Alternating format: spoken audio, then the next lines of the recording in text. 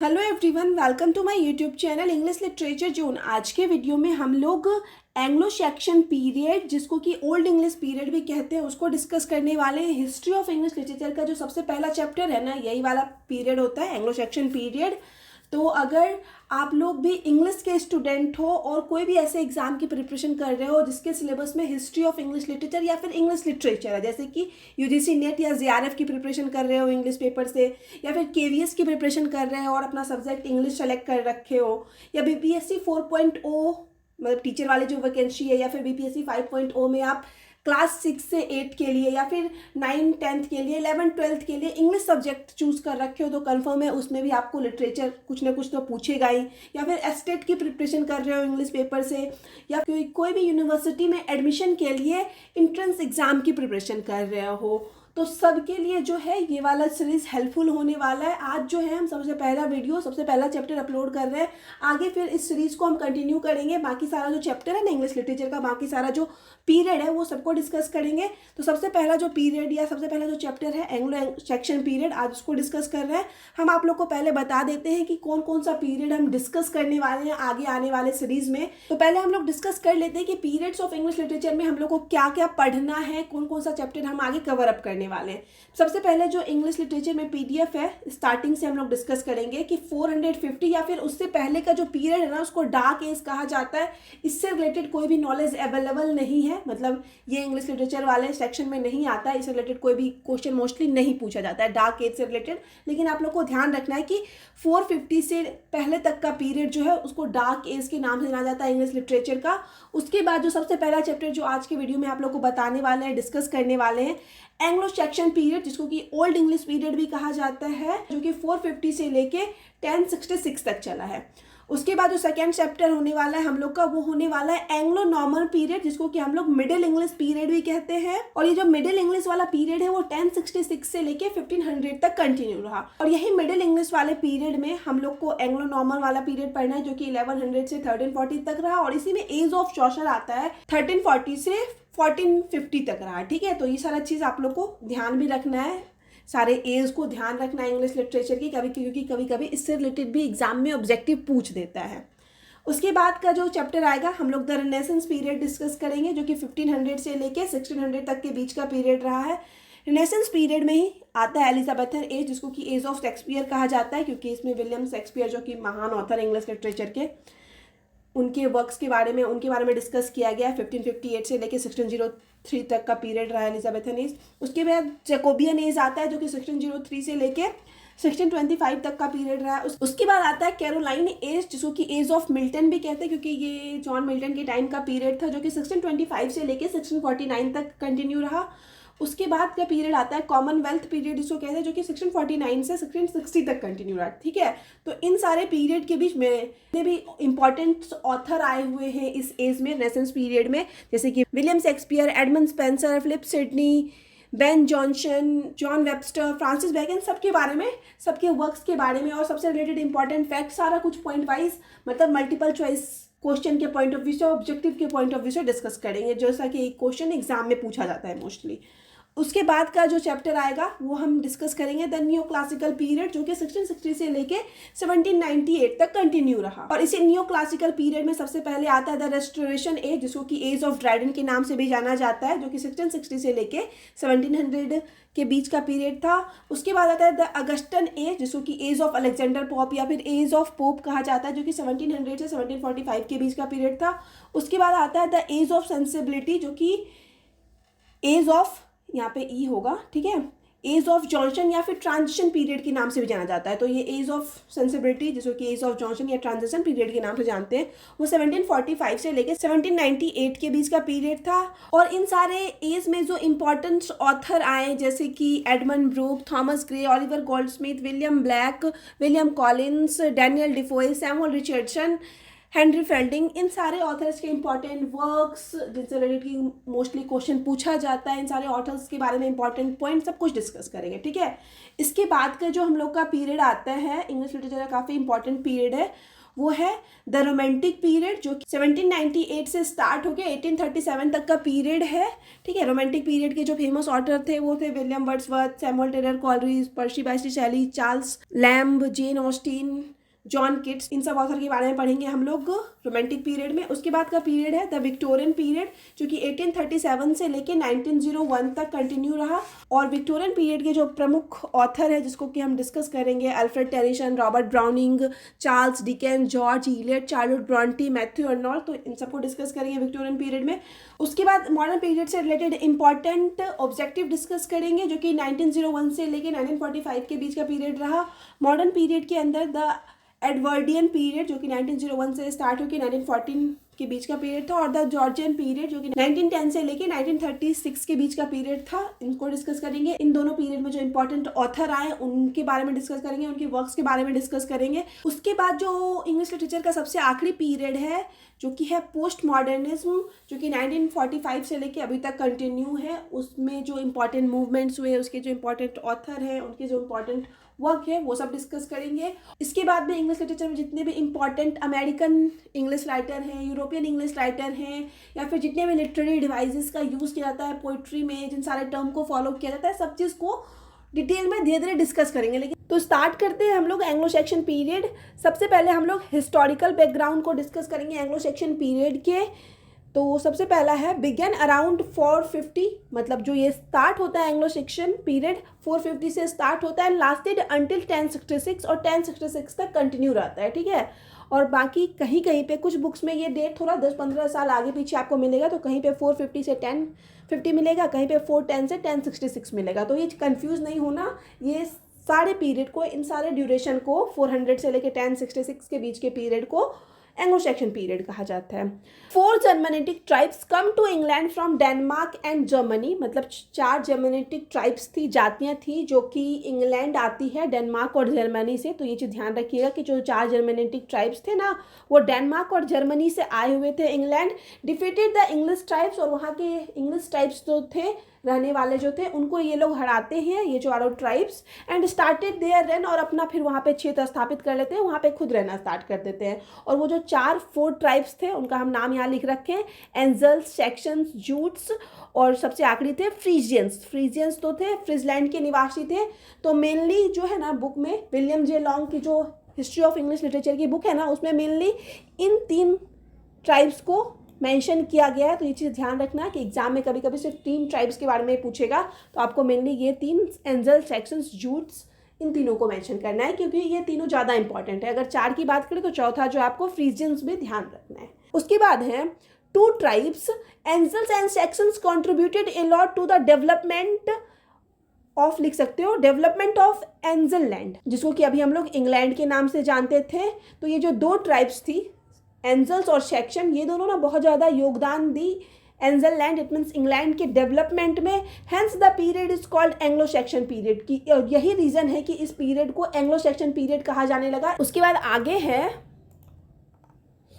Alfred the great, the famous king associated with the unification of Anglo section England. तो मतलब जो महान राजा थे अल्फ्रेड द ग्रेट, जिनका की नाम है, वो इंग्लैंड के, एंग्लो सेक्शन इंग्लैंड के एसोसिएशन, इट मीन्स एकीकरण से जुड़े हुए हैं। और जो अल्फ्रेड द किंग है ना, वहाँ इनसे रिलेटेड एक और पॉइंट मेंशन कर रखे हैं कि the Anglo Saxon was initiated by the king, कि मतलब पूछा जाएगा कि एंग्लो सेक्शन पीरियड जो है ना, किसके द्वारा इनिशिएट किया गया, स्टार्ट किया गया, आरंभ किया गया, कौन से राजा के द्वारा स्टार्टिंग में। तो नाम जो है ये यही आएगा, अल्फ्रेड द ग्रेट। ठीक है, ये 2 पॉइंट आपको ध्यान रखना है अल्फ्रेड द ग्रेट से, कि ये यूनिफिकेशन का काम किया एंग्लो सेक्शन इंग्लैंड का, मतलब एकीकरण का काम किए, और सबसे पहला राजा इनको माना जाता है एंग्लो सेक्शन पीरियड का।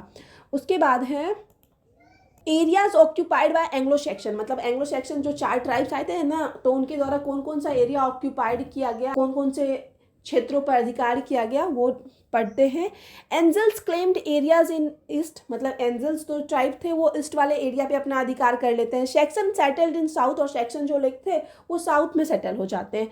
जो जूट्स थे स्मॉल पोर्शन इन साउथ, वो साउथ के छोटे से पोर्शन में बस जाते हैं, उस पर अपना अधिकार कर लेते हैं। और जो सबसे आखिरी जो चौथी ट्राइब्स थी Friesian, any patch of land they could find, मतलब कोई भी लैंड का टुकड़ा, भूमि का टुकड़ा जो इनको मिला फ्रीजियंस को, वो वहाँ पे बस गए and disappeared throughout the country, और इस तरह से ये चारों ट्राइब जो है पूरे कंट्री में फैल गई। स्वेन फॉकबिड ए विंकिंग लीडर, स्वेन फॉकबिड जो कि एक विंकिंग लीडर थे, नेता थे, besieged and ruled parts of Anglo section England. ये क्या किए, बिसीज्ड किए, इट मीन्स घेरा डालना, उस पर घेरा डाले और उस पर शासन किए। तो ये चीज़ ध्यान रखना है कि अगर कोई भी क्वेश्चन में आपको पूछ दे विंकिंग लीडर जो शासन किए एंग्लो सेक्शन इंग्लैंड पे, तो वहाँ पे आपको जो ऑप्शन टिक करना है स्वेन फॉकबिड का ऑप्शन टिक करना है। उसके बाद आगे है the term wyrd is Anglo Saxon culture is translated as, कि ये जो टर्म है, ये जो वर्ड है ना विड, वो एंग्लो सेक्शन कल्चर में किस रूप में ट्रांसलेट किया गया था, इसका अर्थ क्या होता है विड का, काफ़ी इंपॉर्टेंट वर्ड है एंग्लो सेक्शन पीरियड से रिलेटेड। तो विड जो वर्ड है ना उसका अर्थ होता है फेट, इट मीन्स भाग्य। Strong believed in fate, Anglo Saxon period के जो लोग थे ना वो लोग काफ़ी ज़्यादा फेट में, इट मीन्स भाग्य में यकीन रखते थे, और उस टाइम जो फेट है, भाग्य है, उसके लिए WIRD वर्ड का यूज़ किया जाता था एंग्लो सेक्शन पीरियड में। ये चीज़ ध्यान रखना है आप लोग को। The Anglo Saxon era was known for its focus on warrior culture, तो एंग्लो सेक्शन एरा जाना जाता है अपने फोकस के लिए वॉरियर कल्चर पे, मतलब योद्धा वाला जो कल्चर था, संस्कृति था, उस पर ये लोग मेनली फोकस करते थे, तो उसके लिए भी एंग्लो सेक्शन एरा जाना जाता है। उसके बाद आगे है प्रोमिनेंट गॉड, मतलब उस टाइम के पीरियड में जो भी भगवान आए, जिनकी भी पूजा करते थे एंग्लो सेक्शन पीरियड के लोग, उनको हम मेंशन कर रखें। सबसे इंपॉर्टेंट है, सबसे पहले ट्वीप थे God, the God of war and sky, जिनको कि वॉर इट मीन्स युद्ध का देवता और स्काई का देवता कहा जाता था। फिर उसके सेकेंड गॉड है, भगवान है वुडन, जो कि द चीफ ऑफ गॉड, मतलब सारे भगवान के चीफ मुख्य माने जाते थे। उसके बाद सबसे आखिरी जो गॉडेज है वो है फ्रिया, जो कि वुडन्स वाइफ, वुडन की वाइफ थी, एंड गॉडेज ऑफ होम, और इनको होम की देवी कहा जाता था, घर की देवी कहा जाता था। अब आगे है which Anglo Saxon kingdom was most influential during this period, कि मतलब इस पीरियड के दौरान, एंग्लो सेक्शन पीरियड के दौरान या फिर ओल्ड इंग्लिश पीरियड के दौरान कौन सा जो किंगडम रहा, साम्राज्य रहा, सबसे ज़्यादा इन्फ्लुएंशियल रहा। इन्फ्लुएंशियल इट मीन्स प्रभावशाली रहा, तो सही ऑप्शन हो जाएगा वेसेक्स। तो ये चीज़ ध्यान रखिएगा, पूछा कौन सा किंगडम जो है साम्राज्य सबसे ज़्यादा इन्फ्लुएंशियल रहा एंग्लो सेक्शन पीरियड के दौरान, तो वेसेक्स सही ऑप्शन हो जाएगा। उसके बाद है आगे the Norman conquest mark the end of the Anglo Saxon period, it means जो नॉर्मन लोग थे जैसे ही वो आते हैं, मतलब एंग्लो सेक्शन पीरियड में प्रवेश करते हैं, तो उन्हीं की जीत के वजह से जो है ये एंग्लो सेक्शन पीरियड का एंड हो जाता है, इट मीन्स खत्म हो जाता है। ठीक है, नॉर्मन लोगों के आगमन से, उनके जीत से जो है एंग्लो सेक्शन पीरियड का एंड हो जाता है। इसके बाद ही हम लोग का जो दूसरा चैप्टर आता है वो एंग्लो नॉर्मन पीरियड आ जाता है। Celts were the original inhabitants of Britain, मतलब सेल्टिस जो थे ना, ये नाम आपको ध्यान रखना है, ये ओरिजिनल वास्तविक मूल निवासी थे ब्रिटेन के। आगे है Anglo section Monks preserved literature primarily bye, कि एंग्लो सेक्शन जो मॉन्क्स थे, जो एंग्लो सेक्शन संत थे ना, वो लिटरेचर को प्रिजर्व रखते थे, सुरक्षित रखते थे, किस तरीके से, हैंड कॉपिंग टेक्स्ट इन मॉनेस्ट्रीज, अपने मॉनेस्ट्रीज में, अपने मठों में हैंड से लिख के कॉपी करके रखते थे। उसके बाद है silver and gold material used Anglo section in their art and jewellery, कि एंग्लो सेक्शन पीरियड के टाइम के जो लोग थे ना, अपने आर्ट में, अपने कला में और ज्वेलरी में मेनली किस मेटल का, सिल्वर और गोल्ड का यूज़ करते थे। तो ये चीज़ भी ध्यान रखना है, उनके लाइफ से रिलेटेड है। फिर आगे है Anglo Saxon jewellery often featured red garnets stones, Anglo Saxon jewellery में ना प्राय यूज़ किया जाता था रेड गार्नेट्स का। ठीक है, रेड कलर का एक स्टोन होता था जो काफ़ी सुंदर, काफ़ी प्रीसियस, काफ़ी महंगा होता था ना। तो एक तो पहले ये लोग अगर मटेरियल की बात करें तो सिल्वर और गोल्ड यूज़ करते थे, लेकिन अगर स्टोन की बात की जाए तो रेड गार्नेट्स एक स्टोन है जो कि प्रायः ज्वेलरी में यूज़ करते थे एंग्लो सेक्शन पीरियड के लोग। तो यहाँ पे जो है हम लोग का हिस्टोरिकल बैकग्राउंड वाला सेक्शन खत्म हो गया। आगे हम लोग लिटरेचर और की वर्क्स, मतलब एंग्लो सेक्शन पीरियड का जो लिटरेचर रहा, साहित्य, कौन कौन सा वर्क उस टाइम लिखा गया, कौन से इंपॉर्टेंट ऑथर आए हैं, आगे हम वो पढ़ेंगे। लिटरेचर वाले सेक्शन में जो सबसे पहला, सबसे इंपॉर्टेंट वर्क है एंग्लो सेक्शन पीरियड का, वो जो पोएम है वो बेओल्फ है। इससे रिलेटेड हम सारा इंपॉर्टेंट फैक्ट जो कि पिछले एग्जाम में, बहुत सारे एग्जाम में पूछा गया है, वो सारा कुछ मेंशन करने की कोशिश किए हुए हैं। ठीक है, ओल्डेस्ट पोएम, इंग्लिश लिटरेचर का सबसे ओल्डेस्ट पोएम माना जाता है बेओल्फ को। ये एक एपिक है अबाउट ए वॉरियर, और एक वॉरियर के बारे में, इट मीन्स एक योद्धा के बारे में है, नेम्ड बेओल्फ, और उस योद्धा का नाम भी बेओल्फ ही रहता है। Who defeat several powerful monster, जो कि ढेर सारे पावरफुल शक्तिशाली मॉन्स्टर्स को पोएम में हराता है। ठीक है, तो याद रखिएगा कि बेओल्फ जो कविता है सबसे पुरानी कविता है इंग्लिश लिटरेचर की, जिसको कि एंग्लो सैक्सन पीरियड का पोएम माना जाता है, वर्क माना जाता है। और ये जो बेओल्फ है उसका जो मेन हीरो है उसका नाम भी बेओल्फ ही रहता है। एन एपिक और also called a heroic poem, इसको एक एपिक भी माना जाता है और एक हीरोइक पोएम भी कहा जाता है। फिर यहाँ पे मेंशन कर रखे most famous work of Anglo Saxon literature, Anglo Saxon literature का सबसे प्रसिद्ध वर्क में से एक है। इसमें जो है लाइन्स मेंशन किया गया है बेओल्फ में, मोस्टली ऐसा माना जाता है कि 3000 प्लस लाइन है, बट यहाँ पे मेंशन कर रखे हैं 3182 लाइन्स जो है, बहुत लंबी कविता है बेओल्फ, तो 3182 लाइन्स उसमें शामिल की गई है। उसके बाद आगे हम यहाँ पे कैरेक्टर्स मेंशन कर रखे हैं कि इस कविता में जो जो इंपॉर्टेंट कैरेक्टर है जिससे रिलेटेड पहले क्वेश्चन पूछा जा चुका है, उन सारे कैरेक्टर्स को मेंशन किए हुए हैं। तो सबसे पहला जो कैरेक्टर है वो है रॉथगर, किंग ऑफ डेनमार्क, डेनमार्क का किंग रहता है, राजा रहता है डेंस। उसके बाद है ग्रेंडल, ग्रेंडल जो है वन ऑफ पोएम्स 3 एंटागनिस्ट, कि पोएम में ना 3 विलन रहते हैं, तो 3 में जो सबसे पावरफुल और सबसे मेन विलन है ना इस पोएम का, उसका नाम ग्रेंडल रहता है। बाकी जो 2 विलन है हिज मदर, मतलब ग्रेंडल की माँ एक विलन रहती है, और जो 3rd विलन है द ड्रैगन, एक ड्रैगन रहता है जिसका कि नाम फेनफनीर है। ठीक है, याद रखिएगा ड्रैगन का नाम फेनफनीर है। तो यही तीनों इस पोएम के विलन है, जिसमें मेन विलन जो है ग्रेंडल है। उसके बाद जो 3rd कैरेक्टर मेंशन कर रखे हैं वो है विगलैफ, लॉयल वॉरियर रहता है, इट मीन्स वफादार योद्धा रहता है, फ्रेंड ऑफ बेओल्फ, बेओल्फ का फ्रेंड रहता है, and helped him in fight, और उसकी हेल्प भी करता है बेओल्फ की लड़ाई में, फाइट में। और ये जो है ना द ड्रैगन, जब द ड्रैगन से युद्ध कर रहा था ना बेओल्फ, तब जो है ना विगलैफ जो है काफ़ी हेल्प करता है बेओल्फ की। ठीक है, तो ड्रैगन से लड़ने में काफ़ी हेल्प किया हुआ है बेओल्फ का जो ये विगलैफ है, काफ़ी अच्छा फ्रेंड है बेओल्फ का। उसके बाद एक और इम्पॉर्टेंट कैरेक्टर है शिल्ड, तो शिल्ड यहाँ पे हम फादर ऑफ बेओल्फ लिख दिए हैं, तो इसको आप कट कर दीजिएगा कि फादर ऑफ बेओल्फ जो थे वो एडगैथियो थे। एडगैथियो की स्पेलिंग है EDGETHEOW, ये आप साइड में कहीं लिख लीजिएगा। और ये भी जो है, ये शिल्ड भी जो है king of spear Dane, spear का राजा ही रहता है। तो ये सारे इंपॉर्टेंट कैरेक्टर्स के बारे में पढ़ लिए बेओल्फ में जो थे, जिससे रिलेटेड पूछा गया है पहले ऑब्जेक्टिव एग्जाम में। अब आगे है सेट इन स्कैंडिनेविया की, इस पोएम की सेटिंग जो रखी गई है बेओल्फ की वो स्कैंडिनेविया में रखी गई है in the 5th and 6th century में।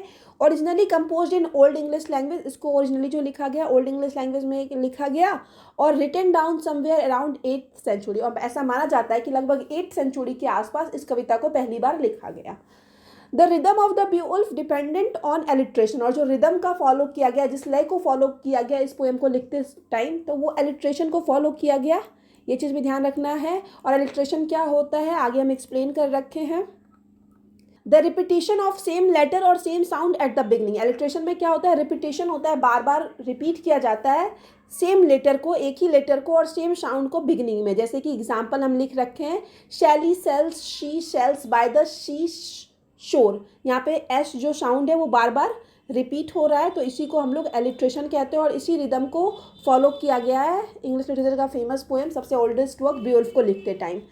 ठीक है, यहाँ पे एक चीज़ हम मेंशन कर रखे हैं, एक टर्म ओरैलिटी, ये चीज़ आपको ध्यान रखना है कि most of the poetry was circulated through words of mouth, कि एंग्लो सैक्सन पीरियड में जो ज़्यादातर पोएम्स थी ना वो words of mouth, it means hourly transmit हुई थी, मतलब मौखिक रूप से एक दूसरे को सुनाई गई थी। उस टाइम लिखने का ट्रेंड नहीं आया हुआ था। और ये जो पहला वर्क जो हम अभी आप लोग को बताएं, मतलब ये जो डिस्कस किए ना बेओल्फ के बारे में, तो बेओल्फ का आप लोग के मन में क्वेश्चन आएगा कि इसके ऑथर कौन है, तो इसके ऑथर का नाम किसी को नहीं पता है कि कौन बेओल्फ को लिख रखा है, तो प्रायः इसके ऑथर के नाम में आपको एनोनिमस ऑप्शन टिक करना है। एनोनिमस का अर्थ हो जाता है गुमनाम या फिर नाम रहित। फिर आगे हम इंग्लिश लिटरेचर के और भी जो इंग्लिश ट्रांसलेशन पीरियड के इंपॉर्टेंट पोएम है जिसके कि ऑथर के बारे में नहीं जानकारी है, उन सारे पोएम्स को मेंशन कर रखे हैं। मोस्टली इन सारे पोएम से रिलेटेड क्वेश्चन पूछा गया है किसी ना किसी एग्जाम में। ठीक है, तो ये मोस्टली 4 कविता जो है इंग्लिश लिटरेचर की जिसके ऑथर के बारे में पता नहीं है, क्लियर नहीं है कि कौन इन सारे वर्क को लिख रखे हैं। तो पहला जो है Widsith, also known as the traveller song, इसको ट्रैवलर सॉन्ग के नाम से भी जाना जाता है, ये भी एक कविता है एंग्लो सैक्सन पीरियड की। उसके बाद है डियोर्स लैमेंट, ओल्ड इंग्लिश पोएम है, फाउंड इन द कलेक्शन, इसको पाया गया है एक कलेक्शन द एक्स्टर बुक में। तो क्या द एक्स्टर बुक जो है ना ये एंग्लो सैक्सन पोइट्री का, एंग्लो सैक्सन पोएम्स का कलेक्शन है। एंग्लो सैक्सन पीरियड में जितनी भी कविताएं लिखी गई ना वो सारा हम लोग को द एक्स्टर बुक में देखने को मिलता है। ये विटसिथ पोएम भी द एक्स्टर बुक में ऑलरेडी शामिल है, डियोर्स लैमेंट भी शामिल है। अब आगे है शीफेरर्स ओल्ड इंग्लिश पोएम है, ये भी रिटन बाय एनोनिमस। एनोनिमस मतलब गुमनाम रूप से लिखा गया है, नहीं पता है इसके ऑथर के बारे में। बाकी जो ऊपर दो थे इनके ऑथर के बारे में भी नहीं पता है। अबाउट ओशियंस लाइफ, ये जो शिप फेरर है ये ओशियंस के इट मीन समुद्री जीवन के बारे में है, मतलब समुद्री जीवन की कठिनाइयों को दिखाया गया इस कविता में। थीम जो है इस कविता का एग्जाइल एंड आइसोलेशन है। एग्जाइल का अर्थ हो जाता है देश निकाला या फिर निर्वासन हो जाता है, और आइसोलेशन का अर्थ होता है एकांतपन। उसके बाद आगे जो फोर्थ पोएम है हम लोग का, the fight of Finnsburg and Waldere, दोनों अलग अलग कविता। ये ध्यान रखिएगा कि द फाइट एट फिंसबर्ग ये एक कविता है, दूसरी कविता है वॉल्डेयर। तो ये जो द फाइट एट फिंसबर्ग है ना, about a battle between Kings, ये दो राजाओं के बीच जो युद्ध हुआ उसके बारे में है द फाइट एट फिंसबर्ग, जिसमें कि दो राजा का नाम हम लिख रखे हैं, एक का नाम था हन्फ और दूसरे का नाम था हेंगेस्ट, ठीक है। और ये जो वॉल्डेयर है वो एक एपिक पोएम है, इसके भी ऑथर के बारे में नहीं पता है। उसके बाद कुछ जो इम्पॉर्टेंट टर्म का यूज़ किया जाता था उस टाइम की पोइट्री में, वो टर्म हम मेंशन कर रखे हैं। सबसे पहला जो टर्म है वो है कैशरा, जिसका कि यूज़ किया जाता था एंग्लो सेक्शन पीरियड के पोइट्री में। पॉज इन लाइन, लाइन में जो पॉज का इट मीन्स लाइन्स में पोइट्री के बीच में जब छोटे से कोमा का यूज़ किया जाता था या टिक का यूज़ किया जाता था या डबल लाइन्स का ऐसे यूज़ किया जाता था ना पोएम्स के लाइन्स के बीच में, तो उसी के लिए जो वर्ड है ना कैशुरा का यूज़ किया जाता था। फिर आगे जो है ये भी एंग्लो सेक्शन टाइम की जो पोइट्री है उसी में यूज़ किया जाता था। कैनिंग जो टर्म है ए स्टाइलिक डिवाइस होता था used in Anglo Saxon poetry, जिसका कि यूज़ एंग्लो सेक्शन पोइट्री में किया जाता था। काइंड ऑफ रिडल, ये एक तरह का पहेली होता था। और मेटाफोरिकल कंपाउंड वर्ड्स या फिर मेटाफोरिकल इट मीन्स मेटाफर के टाइप का वर्ड्स होता था। मोस्टली इसमें ना दो वर्ड्स यूज़ किया जाता था, ठीक है। तो ये टर्म कैनिंग भी ध्यान रखिएगा कि मोस्टली पोइट्री में ये कैनिंग टर्म का यूज़ किया जाता था, जो कि एक मेटाफोरिकल कंपाउंड था और इसमें मोस्टली प्राय 2 वर्ड्स होते थे, ठीक है। तो ये चीज़ भी ध्यान रखना। अब आगे है Christian writers of the Anglo Saxon period. Anglo Saxon period के टाइम जो कुछ इंपॉर्टेंट राइटर्स हुए ना, अब उनके बारे में हम लोग पढ़ेंगे। एंग्लो सेक्शन पीरियड में 4-5 ही फेमस राइटर्स हुए हैं जिनके बारे में नॉलेज अवेलेबल है, जिनके बारे में कुछ ना कुछ हम लोग को पढ़ने को मिलता है। तो उसमें सबसे पहले है वनरेबल बेडी, जो कि फादर ऑफ इंग्लिश हिस्ट्री या फिर इंग्लिश लर्निंग के फादर के रूप में या फिर इंग्लिश हिस्ट्री के फादर के रूप में जाने जाते हैं, ये ध्यान रखिएगा। फर्स्ट ग्रेट स्कॉलर हैं जो कि रोट इन लैटिन, और प्राय ये लैटिन में लिखते थे। The ecclesiastical history of the English people, ये काफ़ी फेमस वर्क है, इससे रिलेटेड बार बार ऑब्जेक्टिव पूछा जाता है। Is written by Bede, translated the gospels of John. Gospel of John को ट्रांसलेट भी जो है वो वनरेबल बेडी ही कर रखे हैं। तो वनरेबल बेडी से 3-4 इंपॉर्टेंट फैक्ट्स आपको ध्यान रखना है कि फादर ऑफ इंग्लिश हिस्ट्री या फिर इंग्लिश लर्निंग के फादर के रूप में जाने चाहते थे। The ecclesiastical history of the English people, ये इनका वर्क है। उसके बाद ये द गॉस्पेल ऑफ जॉन को ट्रांसलेट कर रखे हैं। उसके बाद जो सेकेंड ऑथर हैं वो हैं सेंडमन ए सेफर्ड रहते हैं, ये सेफर्ड इट मीन्स गरेरिया रहते हैं। रोट लिख रखे हैं, इनका जो फेमस वर्क है सेंडमन्स हेम। सेंडमन हेम का मतलब हो जाता है सेंडमन के भजन, हेम का अर्थ हो जाता है भजन या गीत जो कि भगवान के प्रेयर से रिलेटेड हो। जुडिथ, और उसके बाद पैराफ्रेज, 3 जो है इनका काफ़ी फेमस वर्क है। Known as Anglo Saxon Milton, इनको एंग्लो सेक्शन पीरियड का मिल्टन भी कहा जाता है, ठीक है। तो ये 3-4 फैक्ट इनसे ध्यान रखना है। इनका 3 important work Caedmon's hymn, Judith, paraphrase और known as Anglo Saxon Milton. Cynewulf excepting the only unknown author of Beowulf, ऐसा माना जाता है कि ब्यूउल्फ के ये ऑथर थे, ठीक है। कंफर्म नहीं किया गया है बट ऐसा माना जाता था। जो हम बुक पढ़ रहे थे, जैसे हम नोट्स बना रहे थे विलियम जे लॉन्ग की हिस्ट्री ऑफ इंग्लिश लिटरेचर से, उसमें लिखा हुआ था कि ऐसा माना जा रहा था कि ब्यूउल्फ जो है इनके द्वारा लिखा गया है, कंफर्म नहीं था ये चीज़। और इसके बाद इनकी जो फेमस कविता है, ढेर सारी कविता ये लिख रखे हैं। The Christ, Julian, The Fates of the Opocels, Alene, Andreas, The Phoenix, The Dream of the Rood, The Descent into Hell, Guthlac, The Wanderer and The Ascension, ठीक है। तो ये कुछ इनका फेमस पोएम है, काफ़ी सारा पोएम ये लिख रखे हैं। तो इसमें से कुछ नाम आप ध्यान रखिएगा, ठीक है। बाकी अगर आप एक बार पढ़ लीजिएगा ना तो आपको ध्यान रहेगा कि इनके द्वारा कौन कौन सा पोएम लिखा गया है। उसके बाद जो 4th ऑथर है उनका नाम है अल्फ्रेड द ग्रेट, जो कि known as chiefly as translator, जो कि मेनली ट्रांसलेटर के रूप में जाने जाते थे। और इनका जो फेमस वर्क है वो है ऑरोशियस यूनिवर्सल हिस्ट्री एंड ज्योग्राफी करके इसका नाम है। तो ये ऑरोशियस यूनिवर्सल हिस्ट्री और ज्योग्राफी जो है वो अल्फ्रेड के द्वारा लिखा गया है। ये 4 ऑथर जो थे एंग्लो सेक्शन के प्रमुख ऑथर थे।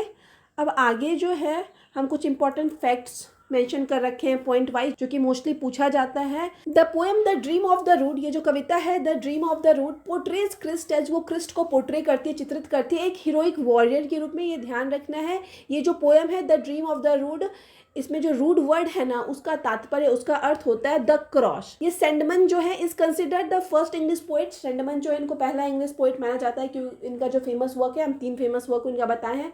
सेंडमन, हेम्सेक मतलब सेंडमन के भजन, जुडिथ और उसके बाद पैराफ्रेजेस, ये 3 वर्क्स फेमस है सेंडमन का। उसके बाद आगे है a major theme in Anglo Saxon literature is, Anglo Saxon literature का जो मेजर थीम है वो क्या है, हीरोइज्म एंड ब्रेवरी मेनली इनका विषय होता था एंग्लो सेक्शन लिटरेचर का। उसके बाद है the concept of loyalty in Anglo Saxon culture is also known as, कि ये जो कॉन्सेप्ट है लॉयल्टी वाला, वफादारी वाला जो कॉन्सेप्ट है, अवधारणा है, तो एंग्लो सेक्शन कल्चर में इसके लिए कौन से वर्ड का यूज़ करता था, कॉमिटेटस वर्ड जो है कॉन्सेप्ट ऑफ लॉयल्टी के लिए यूज़ किया जाता था एंग्लो सेक्शन कल्चर में। उसके बाद है elegiac tone in Anglo Saxon poetry reflects, कि इलेजिक टोन जो है एंग्लो सेक्शन पोइट्री में जो यूज़ किया जाता था वो क्या रिफ्लेक्ट करता है, मॉर्निंग एंड लॉस, मतलब दुख को दिखाता है, कुछ खो जाने का गम दिखाता है। तो मेनली जो इलेजिक पोएम है उसमें दुख, शोक, यही सब जो दिखाया जाता है आज के टाइम भी। Anglo Saxon poetry of uses literary device, कि एंग्लो सेक्शन पोइट्री में प्रायः कौन से लिटरेरी डिवाइस का यूज़ किया जाता था, तो हम ये मेंशन किए थे कि कैनिंग लिटरेरी डिवाइस का प्राय यूज़ किया जाता था। A scop in Anglo Saxon culture was, कि एक जो स्कूप वर्ड टर्म का यूज़ किया जाता था एंग्लो सेक्शन कल्चर में, तो उसका अर्थ क्या होता है, ए पोएट और ए स्टोरी टेलर। ठीक है, एक पोएट और स्टोरी टेलर के लिए एंग्लो सेक्शन पीरियड में स्कूप वर्ड का यूज़ किया जाता था। अब आगे है which poem shows the merging of Christianity and pagan values, कि किस कविता में क्रिश्चियनिटी और पैगन वैल्यूज़ का मर्ज दिखाया गया, मिश्रण दिखाया गया है। नेक्स्ट जो हम लोग की पहले जो कविता थी ना बेओल्फ, उसमें ना क्रिश्चियनिटी और पैगन वैल्यूज़ के बीच में ना कन्फ्लिक्ट दिखाया गया, संघर्ष दिखाया गया। लेकिन हम लोग की जो कविता है the dream of the rood, उसमें मर्ज दिखाया गया, इन दोनों का मिश्रण दिखाया गया। ठीक है, अगर कन्फ्लिक्ट की बात की जाए, संघर्ष की बात की जाए, तो उसमें सही ऑप्शन बेओल्फ हो जाएगा। लेकिन अगर मर्ज की बात की जाए कि किसमें मर्ज किया गया है क्रिश्चियन और पैगन वैल्यूज़ को, तो वो the dream of the rood में किया गया है। Anglo Saxon literature often portrays the struggle between, Anglo Saxon literature में जो किस चीज़ के बीच स्ट्रगल दिखाया जाता है, संघर्ष दिखाया जाता है, क्रिश्चियनिटी और पैगनिज्म के बीच संघर्ष दिखाया जाता है।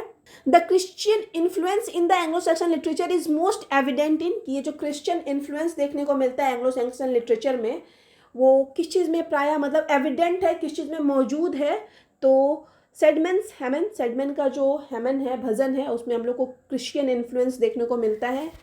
ठीक है, अब आगे है exodus is the oldest Anglo Saxon biblical poem, की सबसे पुरानी बिब्लिकल पोएम बोला जाए कौन सी है, तो एक्सोडस, ये नाम ध्यान रखना है। The battle of the Maldon is last poem of Anglo Saxon period, Anglo Saxon period की सबसे आखिरी कविता कौन थी, the battle of the Maldon. आगे है Anglo Saxon poetry is divided into 3 categories, कि एंग्लो सेक्शन पोइट्री को 3 कैटेगरी में बांटा गया है। तीनों कैटेगरी के बारे में हम मेंशन कर रखे हैं। तो सबसे पहला जो कैटेगरी है वो है पैगन पोइट्री, दूसरा है इलेजिक पोइट्री, तीसरा है क्रिश्चियन पोइट्री। तो ये इन तीनों कैटेगरी में बांटा गया है। पैगन पोइट्री में जो है Beowulf, the fight of Finnsburg, Waldere, Widsith Deor, ये सारी कविताएं शामिल हैं। एलेजिक पोइट्री में the ruin wanderer, the seafarer, lays of Boethius, ये सब शामिल है। और क्रिश्चियन पोइट्री में जो है lives of saint, the battle of Brunanburh, the battle of Maldon, ये सब क्रिश्चियन पोइट्री में शामिल है। उसके बाद यहाँ पे एक ऑथर का नाम लिख रखे हैं जो कि है एल्फ्रिक वॉज क्लर्जीमैन। एल्फ्रिक एक ऑथर है जो कि एक क्लर्जीमैन था, पादरी था। He wrote religious works in Greek and Latin, और ये जो है एंग्लो सेक्शन पीरियड में ना बहुत सारा रिलीजियस वर्क, इट मीन्स धार्मिक किताब लिख रखा है जो ग्रीक और लैटिन लैंग्वेज में होती थी। ठीक, टोटल 5 ऑथर के बारे में मेनली हम डिस्कस किए हैं एंग्लो सेक्शन पीरियड में। अब आगे है हम लोग का, ठीक है, ये चीज़ हम आपको पहले भी बता दिए हैं कि मेन कन्फ्लिक्ट इन बेओल्फ, बेओल्फ में जो मेन कन्फ्लिक्ट क्या देखने को मिलता है, pagan rituals versus Christian values, कि पैगन रिचुअल्स, पैगनिज्म और क्रिश्चियनिटी के बीच में कन्फ्लिक्ट देखने को मिलता है हम लोग की जो फेमस पोएम है बेओल्फ में।